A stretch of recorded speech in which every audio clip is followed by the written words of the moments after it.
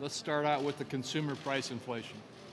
Americans are all painfully aware that we now have a 7.5% inflation rate. That's year over year from January a year ago to January this year, which is the highest rate since 1982.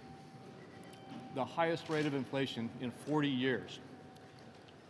Same thing happening in all other indices about inflation. This one just shows the producer price inflation.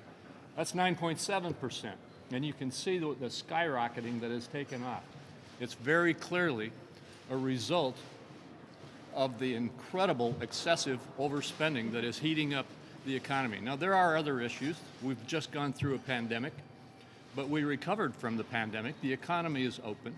We do have some supply chain issues, but to think that supply chain issues in certain supply markets are causing this kind of a response is simply inaccurate. Let's put the other chart up. In just 1 year under this administration, the inflation has risen this way. Inflation continues to accelerate, and Americans face prices across the board. You can just see a sample of them here. Since the economic policies that we've seen in the last year and a half, really, it has cost families nearly 7% more to put food on the table. Energy costs have risen by 27%.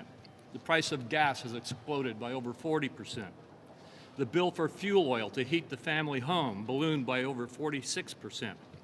Gas service to keep stoves running in your home increased by almost 24%. If you're in the market for a new car costs 12% more. A used car costs 41% more. And the list goes on. Moody's Analytics estimates that the average U.S. household is spending an additional $270 a month because of inflation. A Penn Wharton study indicates that that cost for the average family in America is $3,500 more this year for the exact same consumption that they had last year. Small businesses cite inflation as the biggest challenge they face. Workers have lost purchasing power as they watch their wages erode and be eaten up.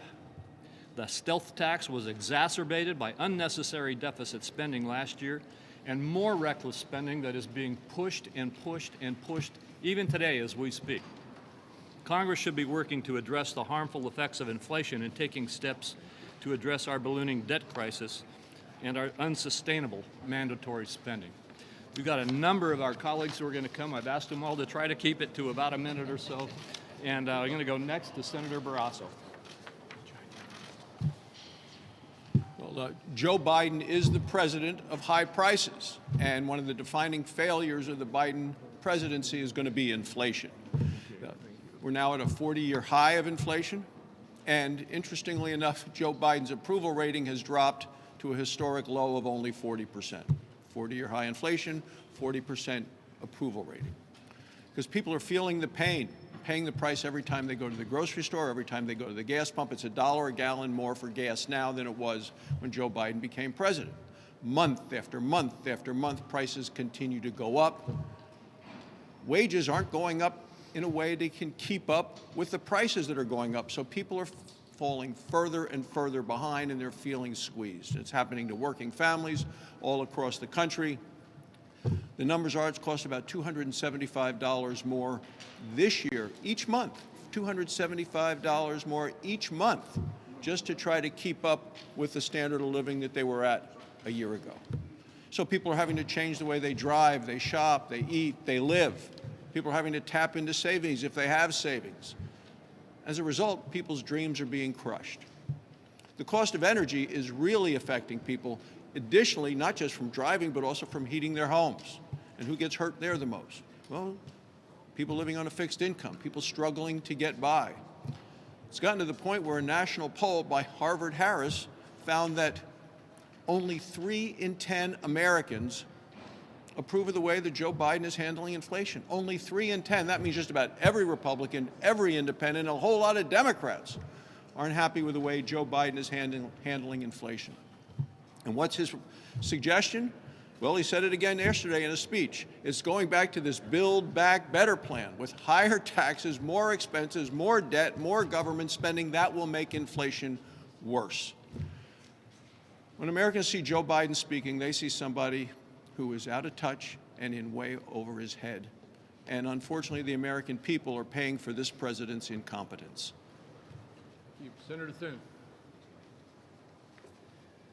Well, the Democrats made a very noticeable pivot yesterday. I don't know if you noticed this, but starting with Senator Schumer's floor remarks, but throughout the day, all of a sudden they're starting to talk about inflation.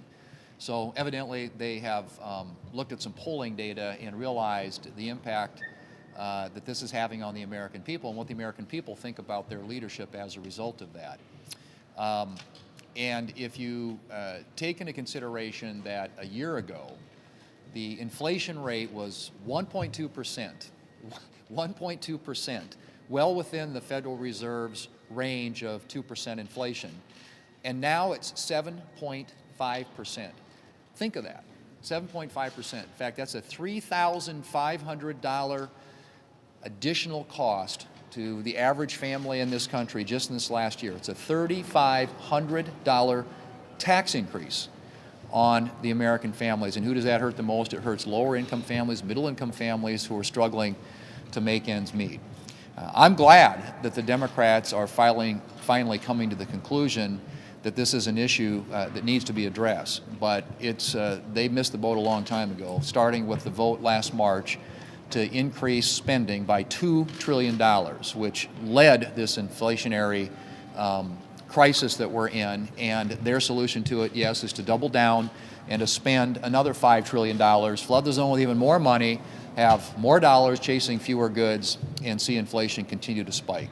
So this needs to be stopped. It affects everybody. I can tell you right now, as South Dakota farmers get ready to plant, they're looking at higher seed costs, higher fertilizer costs, higher equipment costs, higher fuel costs. It affects everybody. This is a tax on every single American, paid by every single American, but experienced the most in terms of the harshest impact on those middle and lower income Americans who are struggling just to be able to pay the bills and make ends meet. And what does this mean for them? It means a pay cut. Because even though they may have gotten a pay increase last year, they have a 7.5% now increase in the cost of everything they purchase, a $3,500 tax, meaning that they are taking home less money this year than they were last year. Senator Grassley. Inflation is something I hear from Iowans at each one of my 99 county meetings. 13 so far this year, and I'll bet I'll hear it at 12 next week. We know now that this inflation is not transitory. They were wrong then. We know that this inflation is very persistent and probably could get worse. Hopefully not, but it could be. Iowa families, you heard Thune, they're being hit by the same $3,500 a year increases in their costs, or you can call it a tax. Iowa small businesses can't keep up with the inflation. Nobody listened to Larry Summers when January he said we'd already spent too much money by the bill we passed before Christmas 2020, and he's pleading with the Democrats not to spend the $2 trillion that they did in March, but they didn't listen. He repeated that in April. He repeated that speech again in August. He repeated it again in October. And it was finally, they listened to Manchin and Build Back Better. They didn't make it $4.5 trillion worse. They should have listened to him. We got to thank Senator Manchin to bringing some fiscal sanity to this Congress of the United States by saying he wasn't going to go along with Build Back Better. So the Fed has started to pull back about 6 months late, but they're doing it, so maybe they're doing what they can do to get it under control, even though it's late. I think the best thing that Biden could do would be to use the bully pulpit to tell Congress to spend less, like Manchin has advised his own Democrats to do, and he's led the way on that, because only the bully pulpit can bring confidence to the economy the way that the 100 members of Congress can't.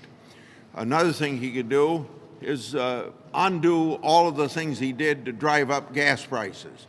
XL pipeline, shut down drilling in Alaska, offshore, on land, Gulf of Mexico drilling, state or national property, no drilling, putting impediments on fracking. All of this stuff is driving up the price of gasoline, and he could undo that very quickly. No, what do we get from the Democrats in the Congress? Just to reduce it by 18 cents by not having the federal gas tax. No, those same Democrats should be working with the House or with the White House to get these bad energy policies reversed. And can you believe the ridiculousness of the Democrat administration getting involved in saying banks shouldn't lend to energy companies? We have to have the flow of energy. That's what drives our economy. Thank you. Senator Hyde-Smith. Thank you, Senator Crapo. You know, this time last year, we tried to tell the Biden administration not to pour trillions of dollars into this economy. The basic fundamentals of economics have to work. A high schooler taking an economics class could figure this out, but the White House can't. This is unbelievable inflation of 40 years. When I was in high school, I worked at a grocery store when I was 15 years old, and I worked there for 5 years, on and off, part-time, through school. I noticed every item. I knew how much it cost. A gallon of milk was $1.59. You just about name an item. So I'm very conscious of the price of groceries. When I was in my grocery store at home, they were taking the prices down. I said, "What are you doing?" They said, "They're going up so fast, we're having to constantly keep somebody out here to change the pricing out." Folks, this is real. Let me translate this into real life. Mississippi is a huge timber state. We have millions of acres of timber. We call ourselves a wood basket. To harvest this timber, you have to get it to a sawmill. The log trucks that haul this timber to the sawmills, they're tractor-trailer rigs, 18-wheelers. They have to fill those tanks up every day with fuel so they can continue on. These tanks hold about 120 to 150 gallons of fuel in the tank. And by the way, they only get like 6 to 7 miles per gallon when they're loaded. Every morning, the loggers in Mississippi have to fuel those tanks up 120 gallons, and it's almost $4 a gallon. Do the math on that. Mississippians are hurting. This country is hurting because of the inflation that we're looking at. Even with the grocery prices there, 12% up. That doesn't say a whole lot. Do you think 12% is really not that much? Trust me, it is. As I used to check out groceries, and I'd get to the subtotal and I'd add the taxes and then I'd get to the total, and the lady would look at me and she'd say, "We'd have to put something back," because we had to match what was in her purse. So we put back some items so she could afford it. I can't imagine what that is today. I can't imagine what that is when they come in and they realize, I cannot afford this. Our families have to eat. So it is real. It is hurting families. And the president still tries to spin it as the economy is doing good. Mississippians aren't buying that. It is not doing good in Mississippi or anywhere else in the country. And I wish the president would have heeded the warnings of the economist, and he needs to do that now, because we're hurting. It is real. These are real stories, and we can do better than this, and the American people certainly deserve better than this. Thank you. Thank you. Senator Marshall and then Senator Lankford.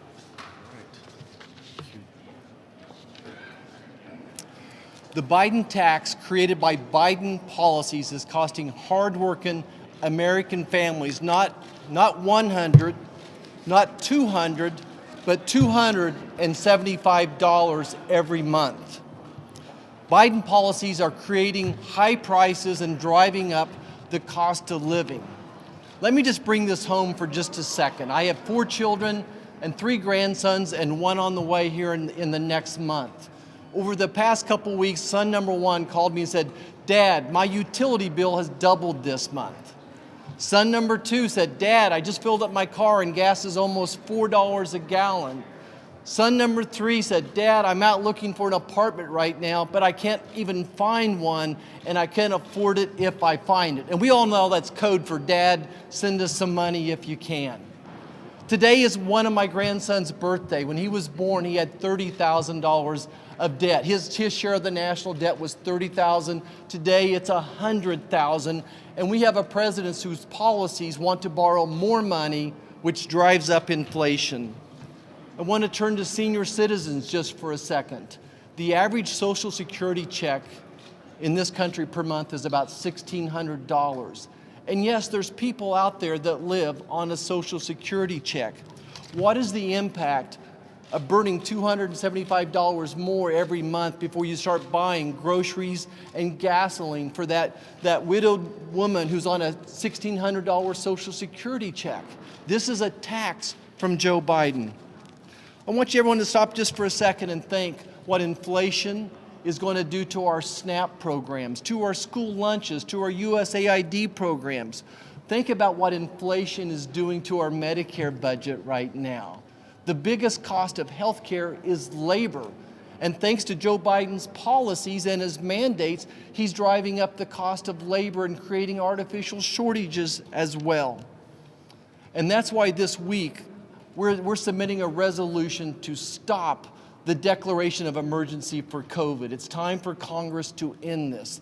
This declaration of emergency gives President Biden and Dr. Fauci too much power and control of our daily lives, and it feeds and fuels the inflation problem. Thank you so much.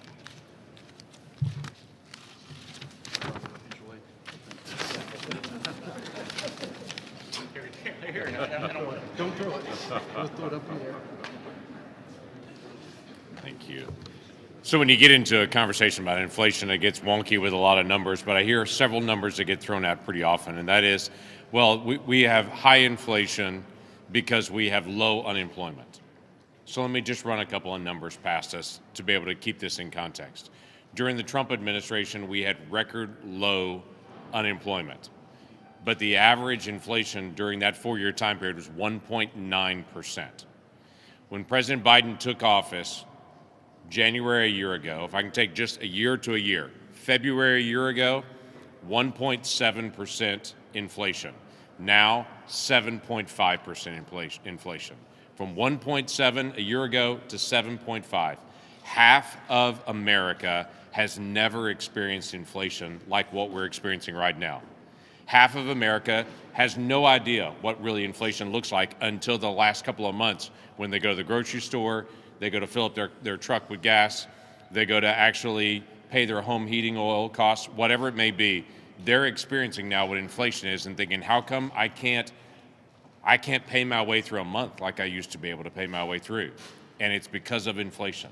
Now, for all of us that are old enough to remember the time under Jimmy Carter, we remember what inflation does. We remember what that actually causes across the country, and we remember how difficult it is for everybody in the country. But half of America is now learning what this means. This is an American issue based solely on the policies of this president. Why can I say that? Well, look at inflation around the rest of the world. That'd be the easy way to be able to say it. Look at inflation right now in Japan. Japan's inflation rate right now is 0.6%. 0.6% in Japan. If you go to Germany, Bloomberg has reported that they're looking at for 2022, inflation in Germany, 3.7%. Inflation for France is predicted to be 2.8% this year. For Italy, 3.8%. For Spain, 3.6%. For the United States right now, 7.5%. This is solely based on the policies that the Biden administration has put into place that has taken us from 1.7% to 7.5% in 1 year. We have got to open up our manufacturing here, open up our energy production here, stop discouraging American production, and to actually get us back on track and stop sending free money across the economy, which continues to be able to spark inflation like we're experiencing right here. Senator Young, and then Senator Bozeman. 40 and 276. Those are really the only numbers you need to know. I'll come back to those. 7%, food inflation. That hurts people on fixed incomes in particular. 40% year-on-year increase in gas prices. We're looking at $1 additionally per gallon at the pump in the state of Indiana year-on-year. Electric costs, roughly 11% increase. Once again, this hurts people on fixed incomes. This hurts manufacturing workers disproportionately. But really, the headline figures that all of you should take away is 40 and 276. 40 years. It's a 40-year high in our price inflation. And 276 an additional expenditure for regular working families. That's the average amount that Hoosier families and other American families are having to pay on account of policy decisions. These are policy decisions. This didn't happen organically. This isn't a function of economic cycles. This is government policy to spend trillions of dollars when the economy was already opening up. Now, is this a gotcha thing that you got a Republican up here and calling out a Democratic president on? No. I sat in the Oval Office with other Republican members of the United States Senate back in February, and I pleaded with the administration not to spend so much of our money on things we don't need at a time that the economy was already opening up. They didn't listen, and here we are. I've pleaded with the administration time and time again to deregulate, not to increase regulation. They, for example, proposed doubling the cost of childcare and then subsidizing the doubled cost of childcare. It's absolutely preposterous. And perhaps the easiest and most obvious way that we could reduce the pinch that regular Americans are feeling from price inflation is to lean into free trade. There are still things that this country needs to trade, but this administration has not even requested trade promotion authority, which allows us to sell our food and fiber, our manufactured goods into foreign markets and to bring in those cheap things that we don't make here or don't make here at an affordable cost. But the administration, instead, they've doubled down on their tax and spend, big government agenda. My constituents are really upset. I'll continue to advocate for smart policies as opposed to these ill-advised policies because this is having a real impact on rank-and-file Americans, and it has to stop. Thank you, Senator Bozeman, and then Senator Portman. And I remind my colleagues to be concise. We got a lot of us that want to speak. Thank you, Mike, so much. And I guess the question is, why are so many senators here today? And it's because people are seeing their bills pile up. Everybody in this room can relate to that. It's the number one issue that I hear about as I travel Arkansas and travel throughout the country. As ranking member on the Ag Committee, I see the President's plan squeezing ag communities, the ag community in the sense of our foresters, our farmers, our ranchers, all of those individuals as their operations require more and more capital, thus attacking rural America. I don't have the big chart, but I've got a little one that I think that tells a lot. And on it you can see that fuel and oil has gone up 35%, fertilizer 34%, livestock and poultry purchases 24%, feed 21%. The list goes on and on. We've got a fire that's raging, burning through Americans' paychecks and their budgets. Let's stop pretending that pouring gas on it is the only option, which is what the administration and my colleagues on the other side of the aisle keep proposing. Instead, we should work together to come up with a plan, and you've heard several proposals today as we've talked about this, to actually get this under control so we can help Arkansans and the people of America recover. Thank you. Thank you. Senator Portman and Senator Kennedy. So my colleagues have done a great job in talking about the most punitive tax of all. And the most punitive tax of all is high inflation that is way higher than wage growth. And that's exactly what's happening right now. Yeah, wages are going up a little bit, but not nearly as high as inflation. So people are feeling it. By the way, yesterday, the producer price index number came out. What does that mean? That's about wholesale prices, and it's about the future. And they came out at 1%, meaning roughly a 10% increase in the producer price index.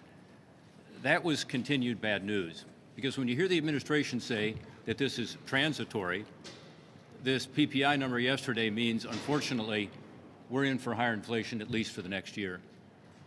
So what happened? Well, policies changed. As of February, before COVID started, we had 19 straight months in this country of wage growth of over 3%. We had historically low inflation numbers, less than 2%. Things were going well because people, again, were making more money. Wages were actually higher than inflation. So middle-income families in Ohio and around the country were feeling it. They were able to get ahead, some for the first time in a couple decades. Then the Biden administration made a decision that they were going to skew the demand and the supply, because inflation's all about too much demand and not enough supply, right? And the demand was throwing a lot of stimulus into the economy. So about a year ago, we had this conversation. The administration said they were going to spend almost $2 trillion, which they said was for COVID, right after we had spent almost $1 trillion on a bipartisan basis. But the problem was the administration's COVID proposal was not really about COVID. Most of the money had nothing to do with fighting this virus. Most of it had to do, again, with just pumping stimulus into the economy. At the same time, they were reducing the supply side. That includes on the energy front. Remember the first day in office, shutting down Keystone XL pipeline? Making it harder to produce energy in this country generally? So you had, again, increased demand, this unprecedented level of stimulus spending. It was the biggest bill, $1.9 trillion, ever passed by Congress. And you had a reduction in demand. Everybody said this was going to result in higher inflation. Not just Republicans, although we did. And we said, look, the CBO, Congressional Budget Office, nonpartisan group, has told us we're getting back to the levels of growth we had pre-COVID just in a few months. Because they said by mid-year we'd be back to a point where we'd be having economic growth comparable to what it was before COVID. And yet they felt it necessary to dump almost $2 trillion into the economy. But it wasn't just us. Secretary of the Treasury under Democratic administrations, Larry Summers, said the same thing. And by the way, he continues to say it, as do other smart economists on both sides of the aisle who look at this very simply and say, you can't just throw all the stimulus in and change the policies on the supply side as well and not expect inflation to rage. And that's exactly what's happened. So the most punitive tax of all. 2 weeks ago, I filled up my pickup truck, my F-150.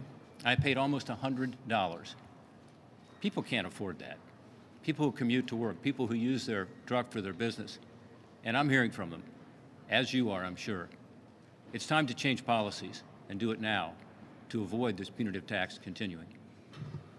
Thank you, Senator Kennedy, and Senator Rick Scott, and we're getting close, then Senator Sullivan and Senator Tim Scott. All right, Crapo.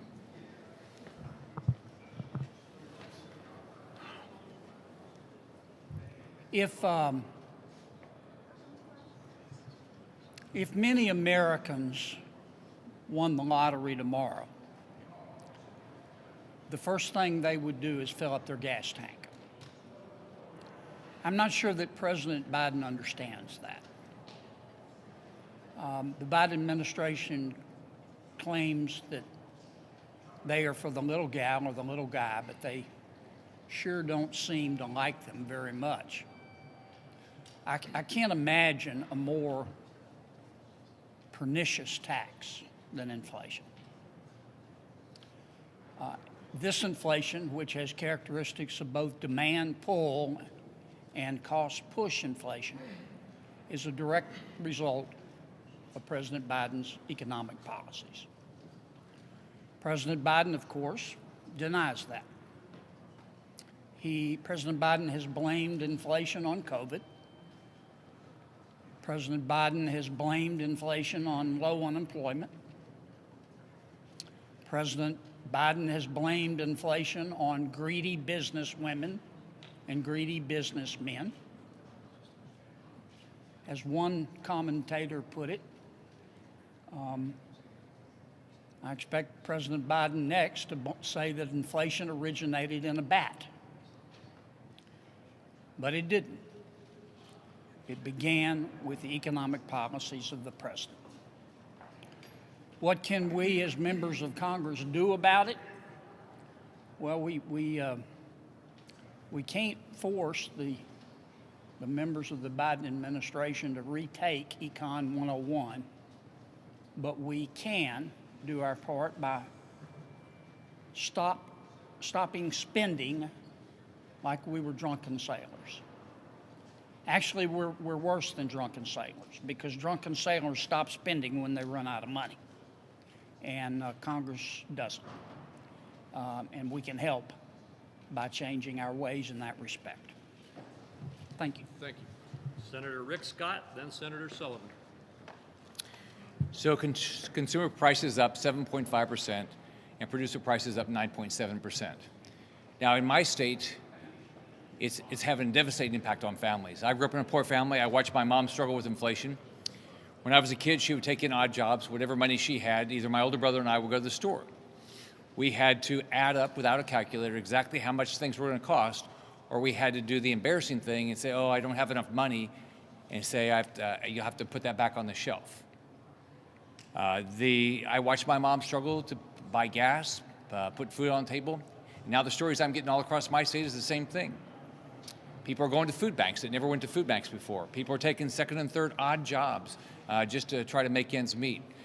People have to pool where they live. Food's up, gas is up, rent's up. And it's all caused by bad economic policy. So if you look at inflation, what causes inflation? One, excess spending causes inflation. Number two, make it difficult for people to produce things. When you increase the permitting time, make it difficult to get a permit, say you can't drill for oil, things like that, prices go up. When you add all this regulatory attitude, when you're a business guy, and I was in business, they make it difficult to do business. You don't produce things, or you don't produce things in this country. That's exactly what the Biden administration is doing. So all across my state, people are hurting. The Biden administration has no plan. They have no plan to change.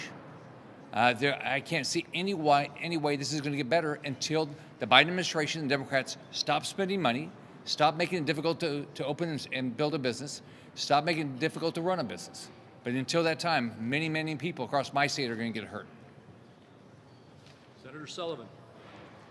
Well, I think you're seeing one theme here, and it's the theme of it's the policies stupid. Just in the last couple days, you saw 4 very vulnerable Democrat senators put forward a bill to reduce the gas tax. You saw President Biden yesterday hold a press conference where he said he's going to go around the world to try and encourage countries that produce energy to produce more energy. But here's what you never hear from the Democrats, and you certainly never hear from this president. We're going to support the American energy sector. That is a policy that you've heard from every senator here almost today that would work. And instead, the policies inside of a year that we have seen with this administration are now becoming legendary on how anti-American energy they are. They're stopping the production and making it harder to produce American energy while at the same time begging OPEC to produce more. We're importing twice as much oil from Russia today than we were at the end of the Trump administration. They are stopping and killing energy infrastructure like Keystone XL.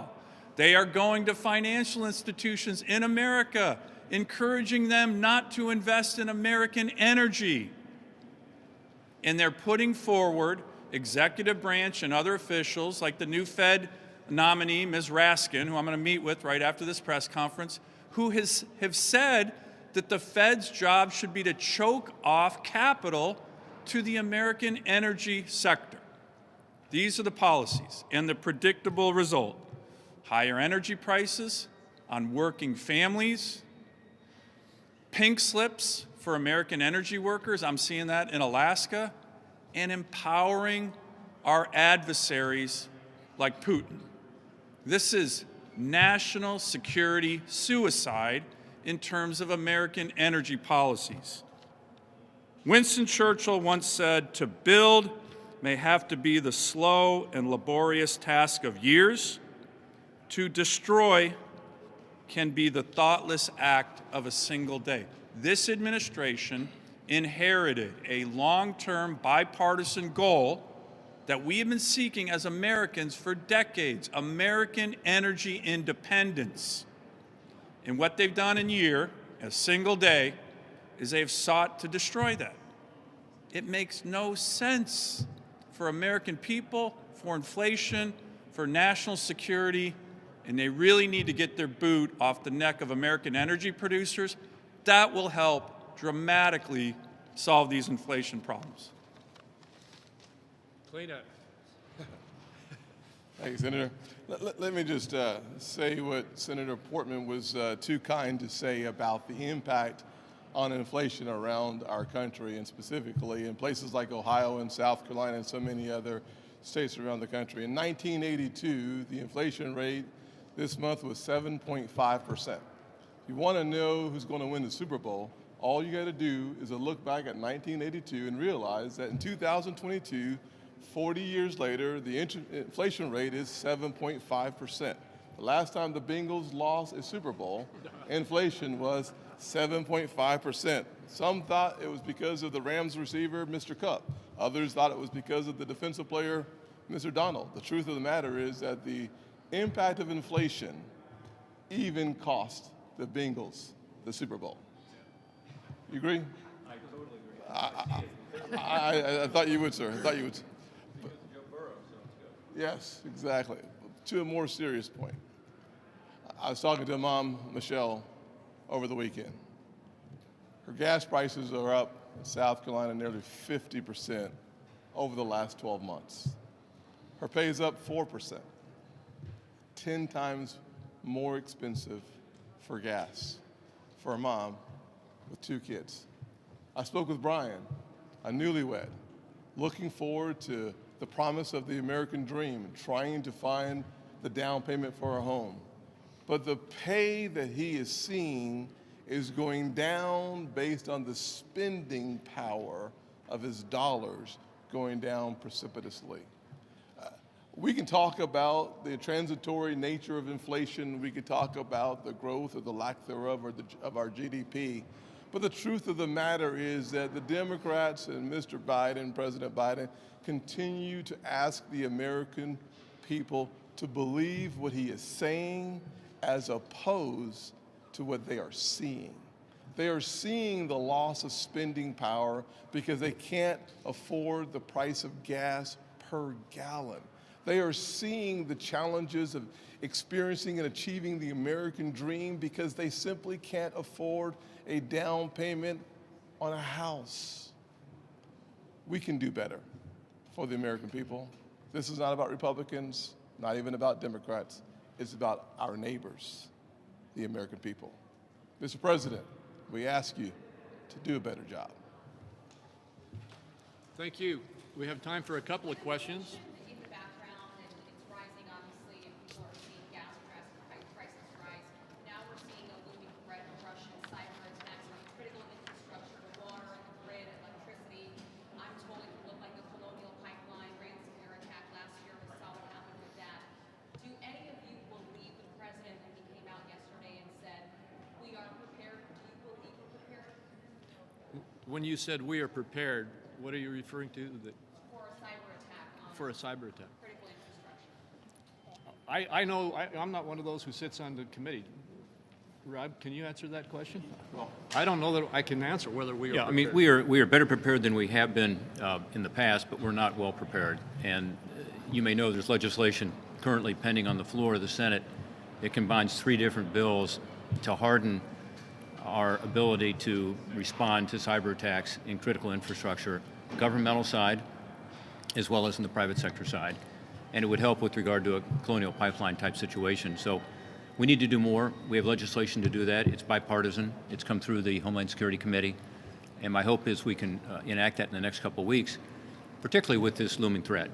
The possibility that Russia could make a huge mistake and actually invade Ukraine again, and that sanctions would then be put in place, which I strongly support, and those sanctions need to be devastating, and then cyber attacks could even be increased. I will say, though, that it's already happening. We know that Russian-backed groups were responsible for Colonial Pipeline, as an example. We know that Russian-backed groups are today attacking Ukraine consistently, and there were attacks yesterday on governmental websites, as an example. So it's already happening, the so-called hybrid war. I'll just, from my perspective, be a little more direct on that. I don't think we're ready. I don't think we're ready. And we need to be ready. And then the other issue that Putin uses as a weapon, which we're all very familiar with, is energy. And that's, again, why this challenge that we have before us with regard to an aggressive authoritarian who uses energy as a weapon, and we're unilaterally disarming in the energy realm. Again, it makes no sense whatsoever. One of the best ways we can thwart Putin's use of energy as a weapon against our NATO allies is actually produce more energy that we can supply to them.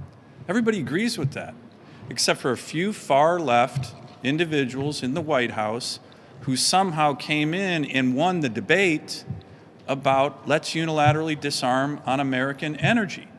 Last week, I raised this issue with the Secretary of Defense, the Secretary of State, the Deputy Secretary of Defense, the National Security Advisor. What are you guys doing? What are you doing? Why would we unilaterally disarm the production of American energy? It doesn't help the environment. It only empowers our adversaries. They don't have a good question. I would love it if you guys could ask them that more because it makes no sense. Senator Crapo. Yep. Do you have any concern that the holdup of Federal Reserve nominees could affect the way the Fed tackles inflation? No, I've heard that argument put out. The fact is the Fed is fully operational right now. The fact, they've already shown that they have the capacity to deal with these issues. And we have really serious issues with some of the nominees that have been put forward that need to be vetted.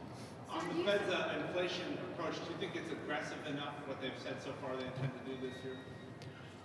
I think it's helpful. I'm not sure I can tell you that it's enough.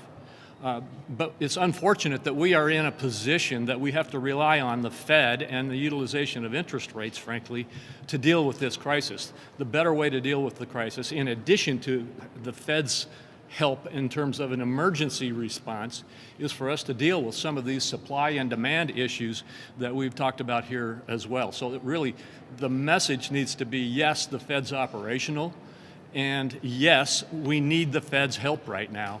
But that is not the panacea to the solution to this issue. The solution to this issue is to deal with the unbelievable demand pressures that this administration is putting on in terms of the reckless spending that they are engaging in, and to deal with the damage to our supply chains and to our supply side of our economy and help us get back into the game. Mike, I'm going to make one comment on that. I think it will actually be unhelpful if somehow in the next few months or weeks that the Federal Reserve has governors who are confirmed, and there's a big debate, there's a number of them up right now, governors who are confirmed who have said that they believe the Fed's mandate extends beyond the statutory mandate given to them by Congress, which is focused on price stability and employment.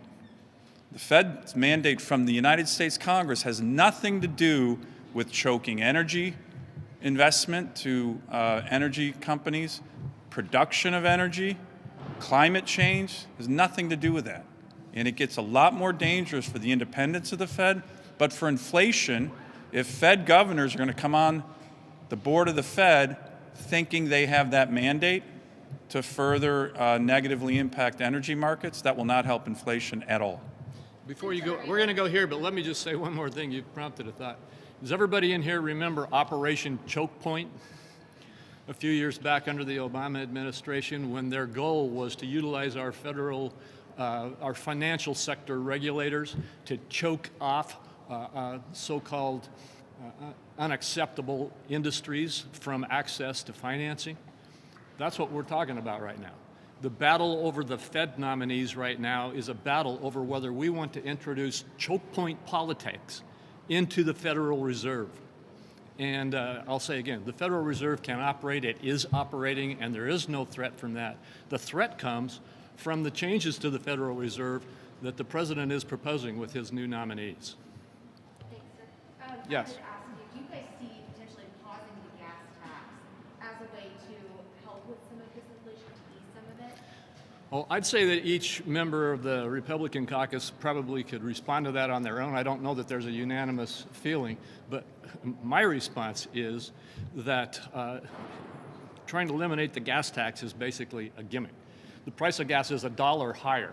If you eliminated the gas tax, you would reduce 18 cents of that dollar, so there would be a step there. But what you would create is a greater amount of debt in the United States and a greater inability for us to finance our infrastructure. And financing our infrastructure is critical. Infrastructure spending is counter-inflationary. It is supply-side spending. And so they're going at the ability to finance the very kind of supply-side spending that could be helpful. So I personally think it's a bad idea, but I also think, frankly, it's just a gimmick. Can I add to that? It's just, look at the context in which that bill has come up. Look at who introduced it. 4 very vulnerable U.S. senators who are all up for election right now. Why are they doing that? Because they're going home, like all of us, and they're hearing about the high costs of energy. They're hearing that. We're all hearing that. The way to deal with it is to support American energy production. They don't want to do that. The far left doesn't like that. This White House doesn't like that. So here's what they do. They show the bill they introduced and said, here's my plan. I'm really serious about this. It's a gimmick. It's political window dressing. That's all it is. And the notion that somehow that's going to fix it, fixing the energy costs, as many said here, these are self-inflicted wounds. We know it, we've seen it, and that is just political window dressing from some vulnerable U.S. senators who want to have something to cling to, but what they should cling to is convincing the White House to support American energy production. That's what they need to do. Agreed. We have time for just one more question. We've got votes underway right now, so. I was just wondering, do you think that the CHIPS Act will be able to address inflation? The White House has been saying that this will address inflation, especially with cars and other products.